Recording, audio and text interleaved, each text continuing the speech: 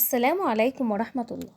طبعا في فريقين لصينية البطاطس، فريق لصينية البطاطس الحمراء وفريق لصينية البطاطس البيضاء. انتم بقى من اي فريق؟ وطبعا معروف ان الاكل اذواق.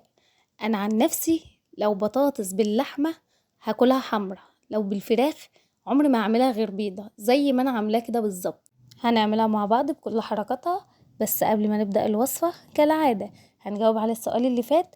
الطائر الذي علم قابيل القتل كان الغراب، وسألوا النهاردة في أي بلد ولد سيدنا عيسى. ويلا نقول بسم الله.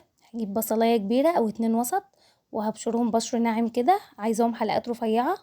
وهجيب فلفل حامي أو بارد بس من النوع ده، ما ينفعش فلفل رومي هيديلها ريحة مش مستحبة.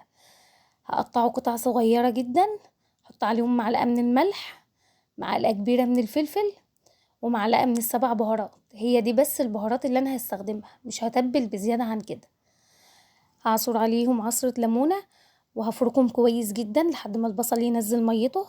عايزه اقول لكم هي دي التتبيله اللي انا هستخدمها، وممكن اعمل بيها الفراخ واحط لها نص كوبايه ميه وادخلها الفرن وتستوي وتبقى عظمه على عظمه، بس انا هعملها بالبطاطس. هحشي الفرخه كده من تحت الجلد. على فكره دي مش فرخه كامله، انا خليت الصدر لان هعمل به وصفه تانية، يعني الصدور مش موجوده. وبحبش اقطعها عشان بحس ان بركتها بتقل، انما كده بتبقى طريه وبحس ان فيها خير كده. شلت الفرخه بعد ما تبلتها حوالي من نص ساعه لساعه على حسب الوقت، يعني مش محتاجه تاخد وقت كتير في التتبيله. وحطيت البصل وطماطمتين قطعتهم طرنشات صغنطوطه وورقتين لورا وحبهان، وحطيت الفرخه وحطيت شويه زيت، وهحط نص كوبايه ميه. وكده كده الخضار في ميه، يعني البصل هينزل ميته. حطهم على النار حوالي نص ساعة، يعني على نار عالية كده، وبعدين ههدي عليها النار تاخد نص ساعة برضو على نار هادية جدا لحد ما تستوي وتبقى معايا بالشكل ده.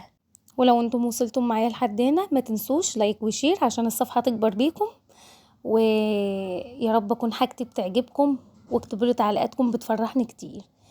هحطها تحت الشواية تاخد اللون اللي انت عايزينه، يعني حمراها كويس كده، هي مش هتنشف خالص وهتشوفوا حالا بنفسكم. هنا كنت خلصتها، وطبعا على ما كنت سويتها كنت عملت شوية رز معمر كداب. بحط نص العقد بتاعه مية والنص التاني لبن. العقد بتاعه بحط صابع كده، المية بتبقى مرتفعة عقلة صابع. هنا كان لسه في شوية فكملت باللبن عقلة صابع. وطبعا بظبط الملح بتاعي وبحط شوية زيت، لو عندك حتة سمنة حتة قشطة حطيها على الوش.